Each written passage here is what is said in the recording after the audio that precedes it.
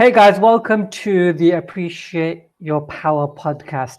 Today, my guest is Jackie, who I actually first met by going to her event. I've been following her stuff on social media for a little while now, but having gone to her actual event, she calls herself a property strategist. They've done amazing in doing developments and in refurbs. They've really kind of doubled down on one strategy that they work well. But one of the things that really stood out to me was the strategy and the systems. These guys are system specialists. They have everything really streamlined in their business, and it's something that I just admired from the get-go straight away. I love the fact that they're authentic in who they are as individuals, but also as property, they've had a huge amount of success. So Jackie, thank you for coming on. Thanks for having me. It's great to be here. You're sitting in, where are you right now? I'm in Chaps, sitting a little bit of mountain view in the background there. I have chosen to relation, which is great.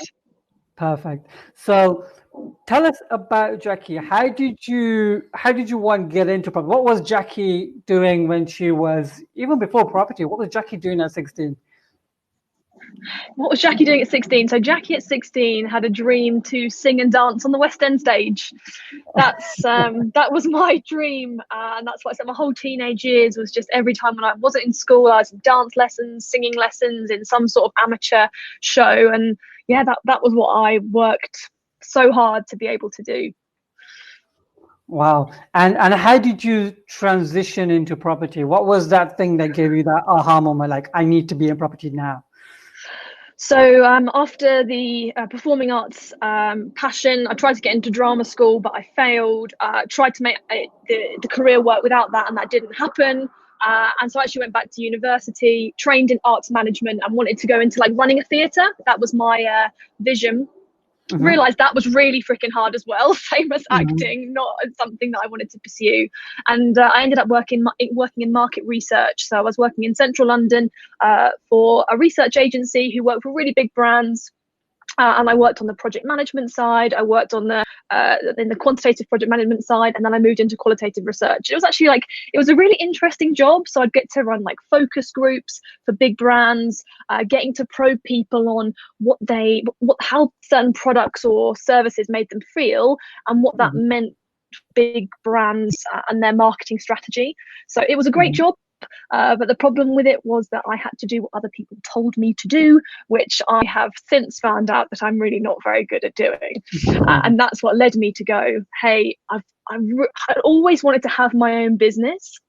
But I watched Dragon's Den and those kind of TV shows, and you see these people with these big, crazy visions and these innovative ideas. And I thought, well, if you're going to be an entrepreneur and run your own business, you have to have an amazing idea. And I didn't have those ideas. So I kind of thought I was excluded from that. And funnily enough, it was January 2013 on a ski holiday. You can actually see the apartment we were in just from this balcony. And it was like an amazing week of annual leave. And I love traveling. I was here with my now husband, Dave, glorious week away skiing. And that hit of dread started to sink in my stomach because I had to go back to work on Monday, and I didn't want to have to do it. And that made me go, there's got to be some other way. And I'd seen my mum and my stepdad do a couple of property refurbs, and I thought maybe property could be the thing that if I can maybe work a second job, build up some extra savings, maybe I could start to get some buy-to-let property, and over the next 5 years maybe have a bit more freedom, be able to work part-time perhaps, and travel some more. So that's how the idea all began. So how did you apply market research to property? I think that's the one thing that first came to mind was how the hell, does it apply to property? If so, how much does it apply to property?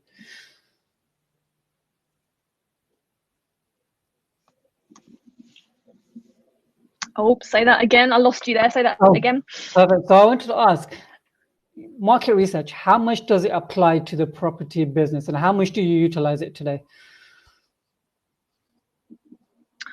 More than I probably realize. I think especially having been on both sides of the more data-driven side and the more people-driven side, it's really ended up feeding in. So our approach to choosing a new research area or analyzing a deal. Like I'm comfortable with numbers and with like spotting patterns and trends in a way that I wouldn't have been before. So that's the more numbers side. And a lot of people come to me confused about how to select an area. And I've kind of built we've got a process that we follow to do that. And that's come from a research perspective.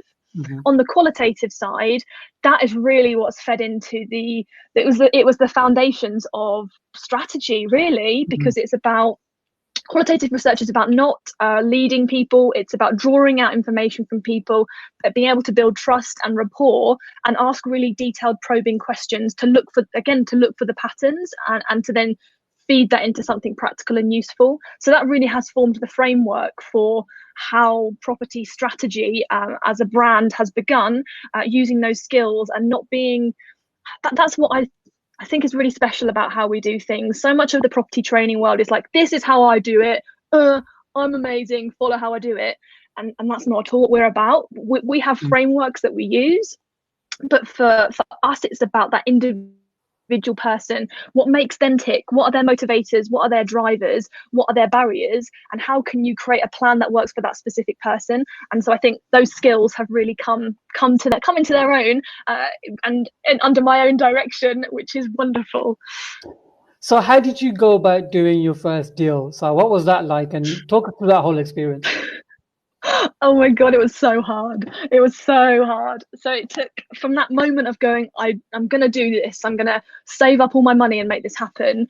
What followed was 18 really, from a social perspective, very boring months, because I contacted my friends and said, I love you, but I can't afford to spend money on wine anymore because I'm going to be saving the wine budget into a pot for a buy-to-let property. And they all obviously thought I was crazy. But I learned how to, Jamie Oliver's got a book called Money Saving Meals. I had this book, and in that book, it teaches you that it's cheaper to buy a whole chicken than all the component parts of a chicken, but you just have to learn how to joint a chicken. So I learned how to joint a chicken to save money on chicken to put into the pot for a buy-to-let deposit. My car got written off and I didn't buy a new one. I put that money into the pot, and played the credit card game. The buy-to-let lenders weren't quite so strict on it at that point, so I spent on my interest-free credit card and saved the money instead. And so I scraped together that, and also I was working another job alongside research at the time, and so I managed to save up a pot of about £18,000.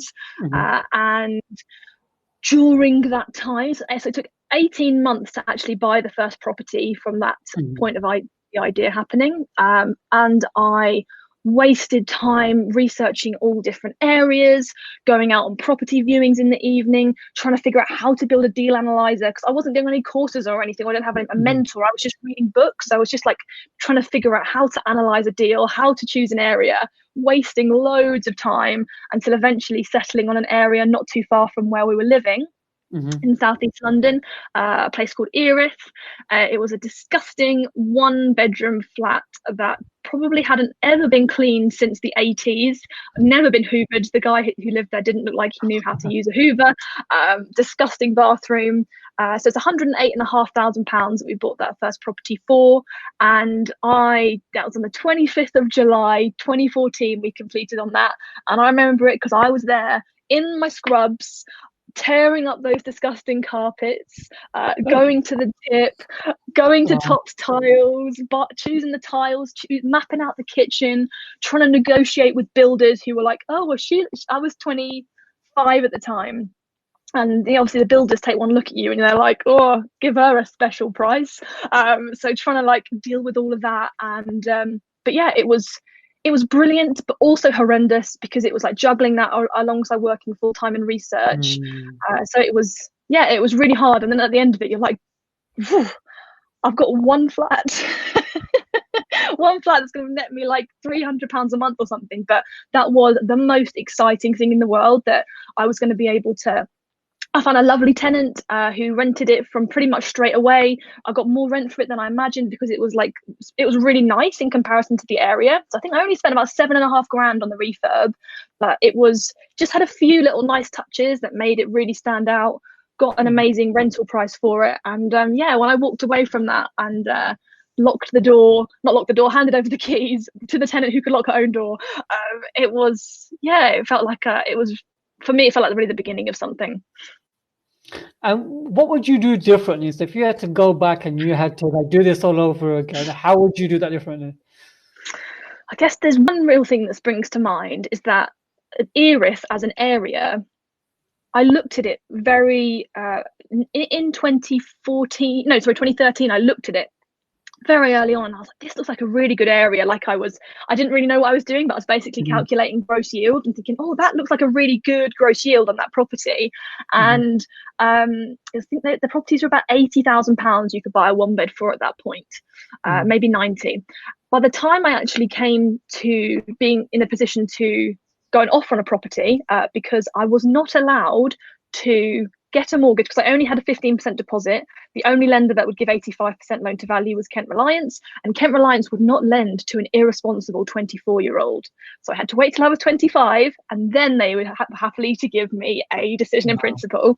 So by the time I actually had that decision in principle in my hand, I started looking again at Erith, and the prices had gone up substantially. Like the market was really hot at this point, and I was looking at things and they were like 110, 120, and I was like, oh my god, I've missed it, I've missed the boat, Erith is gone, I'm gonna have to find somewhere new. And so I sent off myself on this whole long wild goose chase, moving out to like Gravesend and then Gillingham, all the way out until eventually I was in Dover, and I put an offer on a house in Dover to purchase. And then I took a step back and went, hang on, what am I doing? I've lost the sense of perspective here, because actually just because Erith is more expensive than it was a year ago doesn't mean that it's not a good proposition now. So I pulled out of the house in Dover and I went back to Erith and I bought that flat in Erith. So I basically could have saved myself a lot of time if I'd have just kept it in perspective, looking at the areas. So that's one thing that I would do differently. And I would also have been less involved in that first refurb. I thought I was saving thousands of pounds by tearing up those carpets and ordering everything myself. But actually, the second refurb, when I started to learn about the concept of leverage, I was like, right, I'm not doing anything anymore. I'm handing this all over. And it pretty much cost me the same price.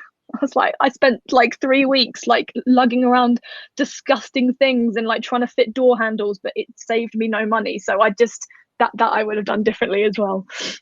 That's amazing. So did you follow your instinct when it comes to going back to that initial property in the area that you wanted, or did you kind of, was it more calculated when you were looking at Dover and thinking, okay, what am I doing? Was it more like a gut feeling that you had that actually this is gonna help me? And kind of following on to the question, how much does gut feeling play in when it comes to property? For me, not very much. For me, yeah, maybe it's come down to the research point again. You're making me realize stuff about myself that I hadn't quite realized. It's very much data driven, and that might just be data in terms of like we do comparable properties, like looking at those and being really confident in our comparables is really important to us. But also looking at what's happening in an area. So we like to invest in areas where there's a regeneration is happening and there's a good potential for capital appreciation. So I would look at what's changing in that area. Is there a new train line coming in? Is there a new housing development happening? So yeah, gut, no, not really. It generally comes down to looking at as much data as we can, but we are also good at making quick decisions. So looking at data, filtering out all the noise and making a decision is probably one of the things that we're best at. So very little gut involved. So how quick does it take you for you to move on a deal today compared to what it was, a couple of years ago, let's just say? Oh God, you're right. That has improved so much. Yeah, well, so before it took 12 months to move on something. Now, well, we just know, and this is one of the reasons why we've really focusing in on something's really helped us. And I guess being as data driven as we are, that really has it's helped to really focus in on something, because I'm very much about efficiency, and also I know that if you don't move fast enough, you miss out on deals. I've seen it happen too many times. So actually, by following the same kind of model every single time, it just means we get faster and faster. And now we look at something, we can do a very quick analysis on it in half an hour, maybe even less, and then get an offer in. And then the fact that feeds into a wider pipeline of many other opportunities means that I'm not a motivated buyer. I was a motivated buyer for that first property, because I was like, I've been waiting so long, I'm buying this damn thing. So that that has changed as well. You said focusing on what you guys are doing. How much does having a niche come to play when it comes to, getting it right in terms of your big property business? Because a lot of people are trying to do a bit of everything. They're trying to do a bit of SA, a bit of HMO, a bit of buy-to-let, a bit of development. How much does niche matter to you guys, and why is it so important to pick a niche? I think it's massively important. I think it's so understated in the property world, and actually I think we often have to look at the motivations of people who are encouraging more than one business model, more than one niche, because does it really serve most people? Definitely not when you're trying to get something off the ground. So yeah, niche is really important. It's helped us to be really clear about, we work with investors.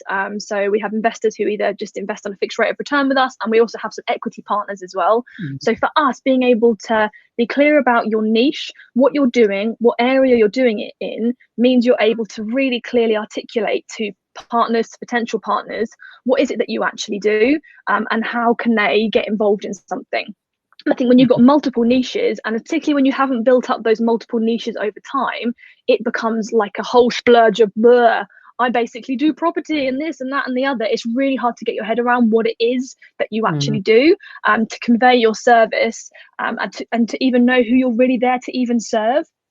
So it's a big part of our whole model, that because we have the property business, Tomes Homes, and then we have our training business where we help businesses to strategize and systemize their businesses. That all very much fits around that concept that we have of focusing on one thing. And that's not to say you can't do loads of things, but it's to say you need to have a not now list and focus on the now. Get the systems, get the team built up around what you're doing, and then you can move on to the next thing if you actually need to or desire to. How about from a marketing standpoint? So from a marketing standpoint, in terms of the type of tenants and the type of investors, what advice would you give to anyone that wants to go into a niche, but how would they go about marketing to a niche audience, or in terms of tenants, but also investors? I think, well, for one, first of all, identify what that niche is. And I think this is why it can be really hard to actually get to the bottom of what your service is, because that's the first step. Like, what do you actually do, and who are you there to serve? And if you can't answer those questions, and you can't even get close to what you've just spoken about there, how do you market when you don't know who that you're even marketing it to?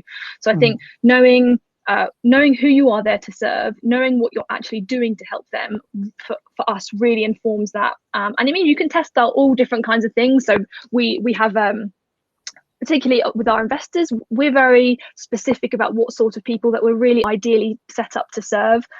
We do blocks of flats where our model is single lets. So we've built that up from that initial property of being worth about 100 grand. The whole portfolio is worth over 6 million now, maybe a bit less with coronavirus. But that's been something that we've replicated with a very clear end vision in mind, which is a portfolio build approach. This isn't you replace your income within 12 months situation for our investors. Our investors are much more driven by the long term, by retirement motivations, by being completely hands-free. So I think understanding those motivations really can then help you to speak to who your audience truly is, and decide where you actually put your attentions into. Because you probably see this too, people desperate to get more followers on Instagram, when the sort of investors that they're looking for probably aren't maybe even hanging out on Instagram. So what is actually the purpose of all of it? So for us, having that clear vision, that then feeding into who your market space is, as you've just been saying, and then using that to guide how exactly you approach finding these the people that you're looking for, really makes the whole thing so much more methodical, and you waste a lot less time. I don't know if I answered your question there, but yeah, perfectly. So how about what advice would you give to someone who's trying to attract investors? How do they go about doing that? So I would say, first of all, look at your business model and say what sort of people would want to invest in that. And then the question might be, how are you actually wanting to structure that? So if you're looking for investors who want to be equity partners, they're going to be probably a different place to then someone who you're just wanting to invest smaller sums on a longer term basis. So be clear about what sort of the ideal investment structure is for you, and based on that ideal investment structure, say what sort of person would be interested in that, and based on their interests, where could I find them? And then that can help you to, it's all an iterative thing. It's not like you'll just try it and it will work out perfectly, but is it going to be better to find people online? Is it going to be better to join a private members club or another industry specific group? I think it can be great also to look at the background that you've got. So previous careers that you've had, do you have a community of people who you understand their drive and motivation, and can you build get your investment proposition to work to serve people that you already have? Because I think that's a huge thing with investors, is building that trust and that rapport. And if you've already got a group of people who you have that trust and rapport with and who you understand, like, I don't know, the police force as an example, maybe you used to be a police officer, you understand the pain points and the motivations of people in the police force and how property can best serve them. So could you potentially build an offering for police officers that means that you can serve them like no one else can? That's some golden advice. It's something that I keep going on about, and I think most people tend to ignore it because they're trying to do what everybody else is doing. It kind of leads me on to nicely in terms of finding the right investors, because a lot of networking happens within the property industry, and the property industry is quite a small circle. Why is it essential for people to go outside of that circle and find investors in other places? Like in terms of percentages as well, how many are percentages of people from within the property industry and how many are there outside? Yeah, I think it's really important to figure out what's going to serve you best. And I think it will depend as well about what particular model you're doing, because if you're doing something that's, you're getting incredible returns from, you're probably going to, something that's maybe a bit more high risk, finding investors from within the community may well be more appropriate, because you're going to find people who understand the risks, maybe have some experience in doing so they're appropriate for it, but also they're probably motivated by higher risk and higher reward. So therefore it's better match. So what are you doing and what sort of returns are you getting? Because if you go to property networking meet and say you can offer someone a fixed rate of 5%, that's probably not going to be something that's going to motivate them. But then having said that, if you have got something that fits that bill, property circles could be a great space, but it is crowded and you are going to be competing with many other people who are also offering a similar service. So I think that's why looking outside of those circles, if you can be the person who does property in those circles, you've already just eliminated most of the competition. And what I would say as well is, because property is definitely not a very focused world generally, we're trying to change that, but it's not a very focused world. It's probably more likely you're going to find someone who doesn't exactly know what they're looking for as an investment opportunity, which therefore means that you're more likely to waste time on potential opportunities, potential prospects that don't actually lead anywhere. Whereas in other circles, those numbers could be very different. Perfect. I love that advice. In terms of personal branding, then, how much would you consider yourself to have a personal brand, and if so, why is it so important to you? Yeah, I love being able to support and help people, and I want to be able to make a difference in the property world. I see so many people waste so much time being distracted and not getting the results that they want, and much of that we've been through ourselves as well. So I want to pass on that knowledge and experience.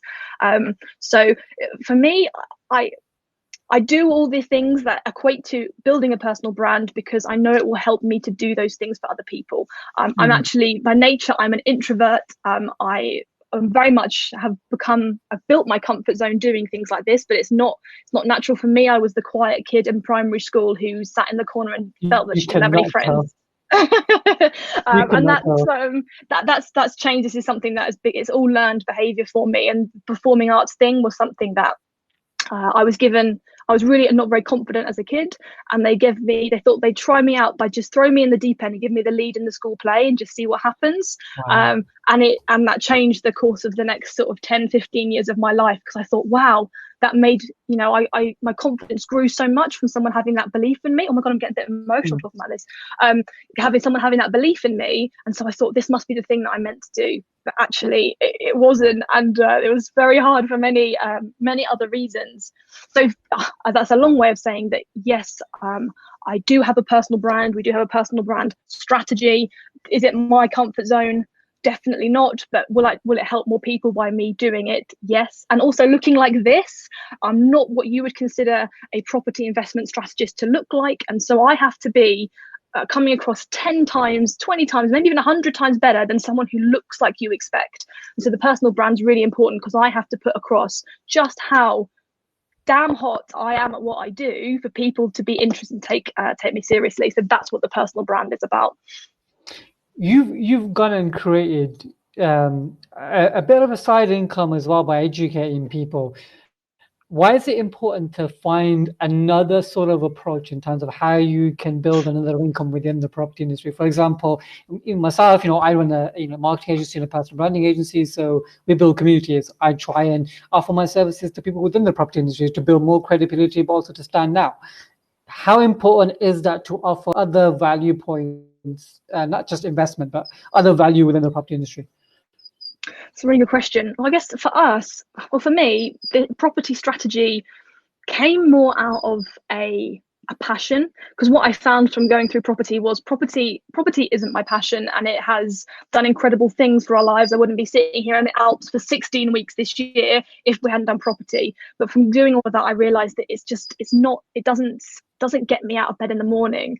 And when we worked with some amazing mentors on strategy, and it made me realize how much the work that I'd done in market research fitted into what we learned about business strategy. And we have just completely embraced that approach to build homes. And then that's what we're passing on in property strategy.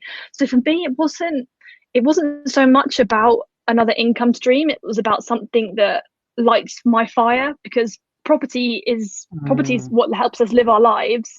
Property strategy, I charge for the services because I think it's important to be paid for the value that you bring, and also for people to value what they're doing so that they take it seriously and take proper action from it. But for me, that's been more born out of passion for it. But in terms of it's actually working out well for us at the moment in the current situation, because whilst the property business is in a bit of a hiatus at this point, the property consultancy and training side is exploding. So actually, it wasn't really the plan, but we've ended up with two complementary businesses, which is great. More from a mental health point of view than anything, because it's right, property is really quiet. Let's pour energy and time and passion into something else, which is meaning that this lockdown is just flying by. I think I'm going to have to ask for an extension. Wow, that's amazing. Well, that's the thing. There's so much positivity in creating something, another offering for the industry. So I appreciate you sharing that. Now to go on a bit more about Jackie as an individual, because I think there's something there that a lot of people are missing. As a female in property, what are some of the barriers that you think a lot of other women face within the industry, and does it affect you as an individual? And just wanted to ask you that for now. Yeah, I think there has been a lot of barriers to doing it, and I think that I've got the double whammy of young and female. That it has made it really hard. People don't take you seriously, and you have to be better than a man. Sorry, men, but I have to be better than you are for me to have a chance of being taken seriously. Which probably there's a benefit to that, because I've had to step up and I've had to be the best, which is actually, as the personal brand builds and people realize that Jackie's not just a young female, that it means that you lead the way. So I think it has been a benefit in that regard.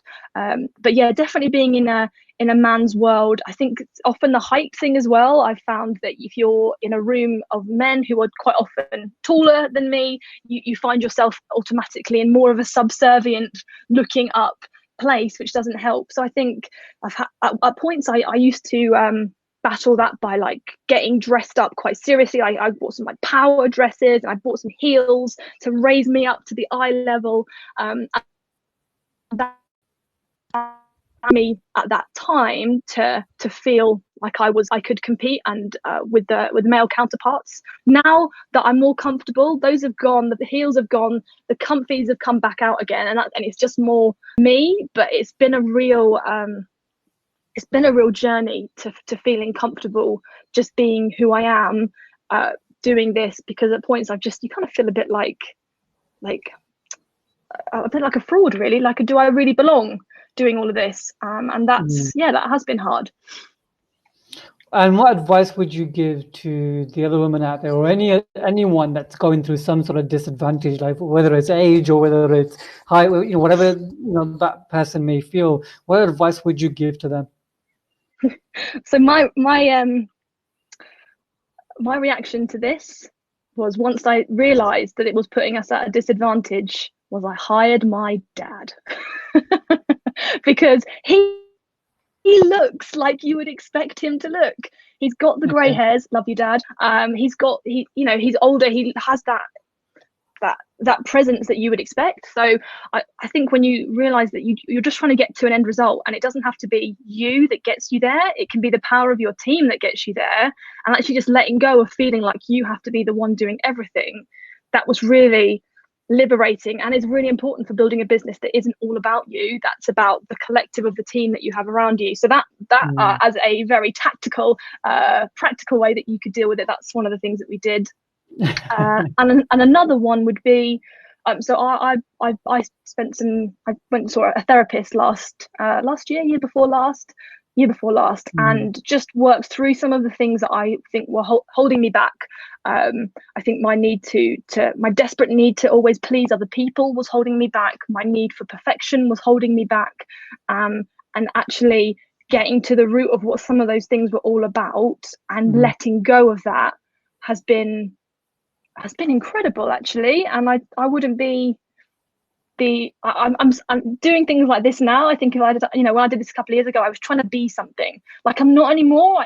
I'm me. And some of you who are listening here are going to think, what an idiot. And that's totally cool with me. And that would not have been totally cool with me a few years ago. I'd have been devastated. So learning to be your version of something. And yes, it's great to have mentors and people that you look up to, but I definitely took that slightly the wrong way. It's with some of my mentors. I was trying to almost emulate aspects of them, but that was never going to work, because I'm not them, they're not me, and you have to find your own way to be you, to be yourself, to attract more the people who resonate with you. But they can't resonate with you if you're trying to be something else and put on a front. Well, that's super powerful, because I think for a lot of people out there, they assume that everything for them comes easily, and we all have to fight through our battles. So I appreciate you being open. In terms of you said something about delegating and overcoming those barriers. How important are structure and systems within the business? But also, what advice would you give to someone that's starting out? How do they put those structure and systems in place?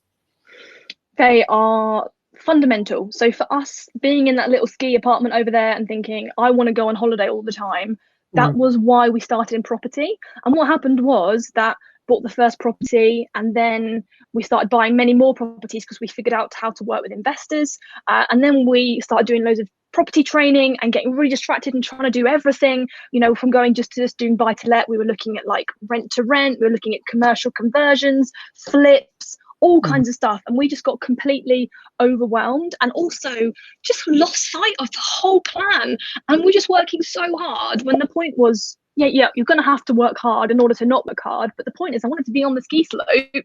I didn't want to be just sitting in an office working for like 100 hours a week. That wasn't the plan. And so I'm really lucky. An amazing man called Elliot Kay, he reached out to us in 2015 because he could just tell from some of my social media posts that something wasn't right. Like, I've gone from this like excited, oh my god, networking events, oh it's wonderful, to like some of negative posts. And he reached out and he was like, why are you doing all of this? Like, what's the point of it all? I just burst burst down into tears. I was just like, I want to hang out with Dave, and I want to go on holidays, and I want to have time to be a family. And I realized that what I was building was not going to give us that. I was building another double job. It wasn't a financial freedom life that I was on the route to. It was just, yeah, it was a good financial life, but really busy. And so thanks to the path that he set us off on, we focused far more on what was the business that we were building, what was the infrastructure that we needed to have in place to be able to mean that. And our vision was, we want to go on holiday every 6 weeks. That was the vision, and that is only possible through having the right systems and having the right team. And in order to get to the point of having that, and this is why, again, it all comes back to that point of, if you focus on something, choose your business model, whatever it is.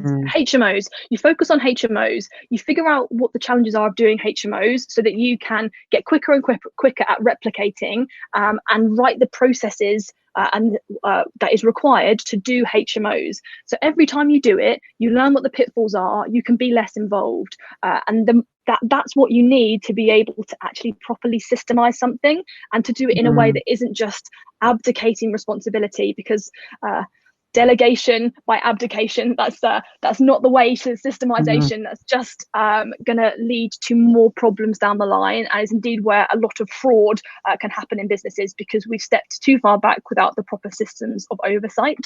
So that start by focusing on one thing.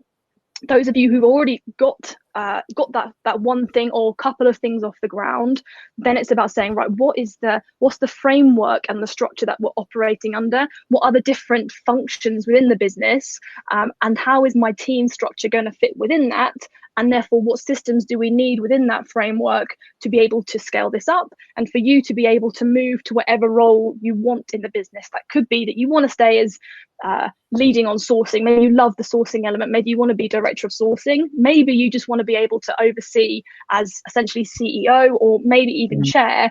Like, know where you want to be and design your framework and your systems around it, and having that clear vision of what you're wanting the business to achieve, and therefore what you need to have in place, starts to make the whole thing way clearer. That's important. I think you've given us a lot of value for other people who are listening. How do you then go from systems to stepping out of the business? Because I think a lot of people go into property for that financial and that time freedom, but they struggle with getting themselves out of the business. How have you guys been able to do that? Having a great team, and actually it's been quite a journey figuring out the best way to get a great team. We hired our first virtual assistants 2016, I think, maybe even 2015, and it was a car crash. They were not good. And we had one lady who we were asking for her help making a deal pack, and she kept putting the map sideways. And we kept having to have these sessions with her to say, no, the map, you take a screenshot and you put it in the same way that it was on the screen. Now, we just thought, God, this is staff. Oh, God, it's really hard work, because you have to baby them through everything. Okay, if you're having to do that, you have the wrong person. And I think that idea of getting a great team of people around you who share your values, so that you know that they will behave in a way that's aligned with how you would behave in your own business, that is really important. And to get people who are talented, who are skilled at what they do, and get them in the right roles, so that and give them enough of a framework that they're not, going crazy, but also a bit of autonomy for how to run things day to day. Because what we found was that until we give enough autonomy, by giving those clear roles and responsibilities and the areas of accountability, that every single question, guess who was answering it? Us. To be fair, we can answer that question from anywhere, but a million questions were coming back to us. So that's that clarity on accountability, on the roles, and having those people who are great and who can take initiative and take ownership to deal with problems.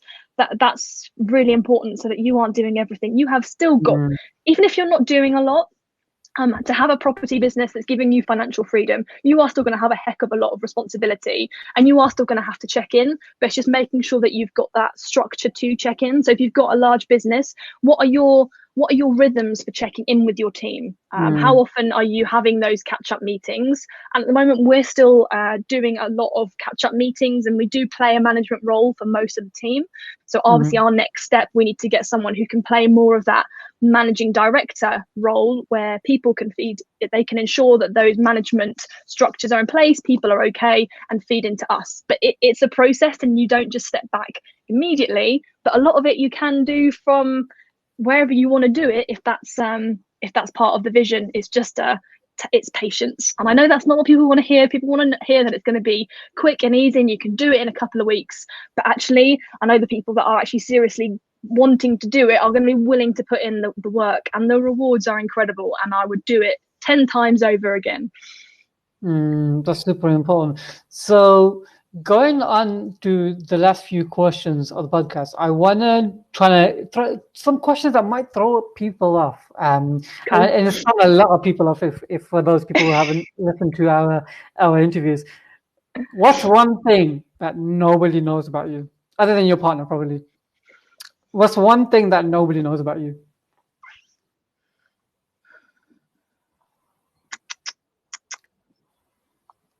Oh my God, that is really hard.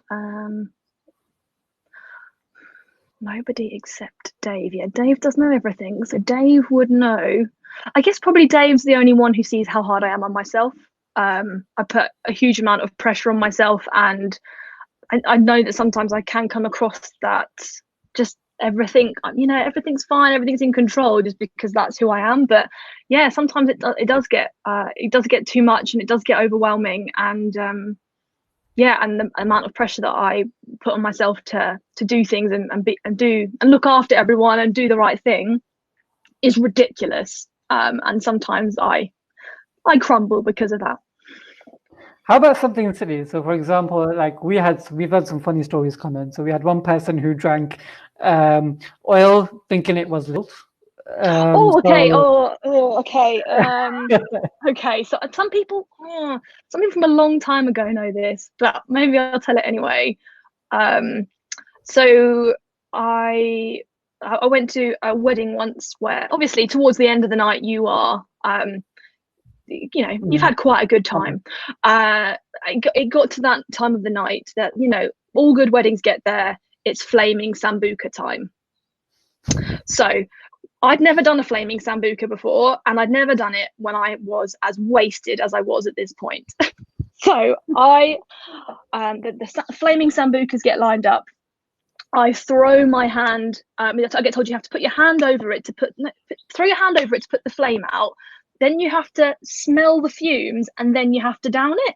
Now the problem was, because time passes in ways that doesn't normally pass when you're this drunk. That sambuca was boiling hot.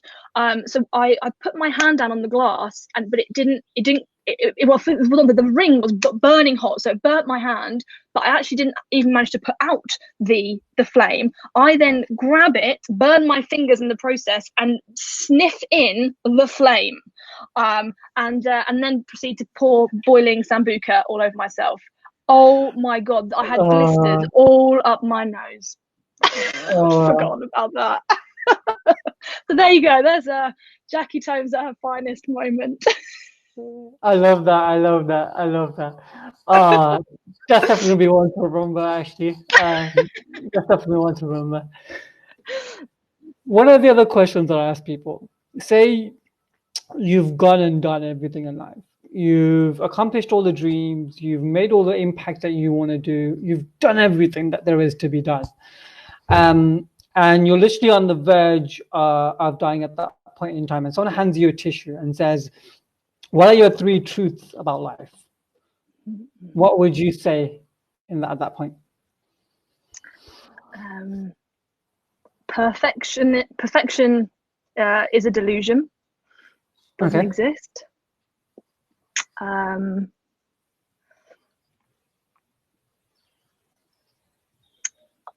would say you hold the power to change anything that you care hard enough to work at.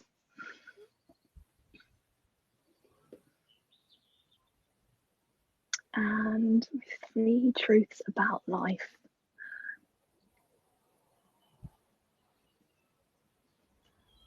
And oh,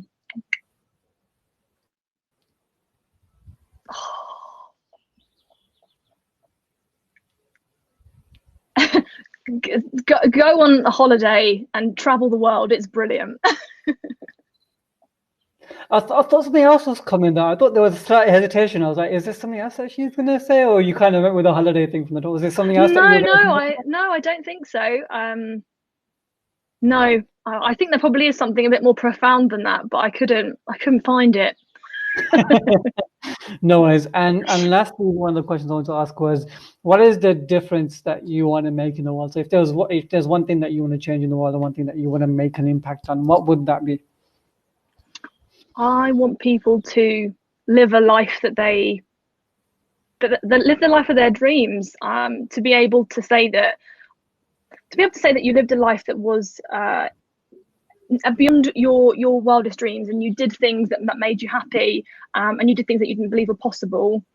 To be able to help people to live those lives, and overcome the barrier to make all that happen, and to give the support, and the care that's required to get people to step up and live their lives in that way. I'd like to be remembered for that. That's amazing. So, well, thank you, Jackie, for your time. I really appreciate it. This has been amazing. I hope you enjoy the rest of your little ski holiday. And guys, for those of you guys who are listening into this, I think it's just amazing how much value was given out of this podcast. You know, we talked about getting niche in your strategy. We talked about systems strategy. We talked about some of the things that aren't so great or that aren't so glorious to look at. And then also to get to know Jackie as an individual from away from the property stage and away from all the success that she's had. So guys, thank you for listening, and hopefully I shall see you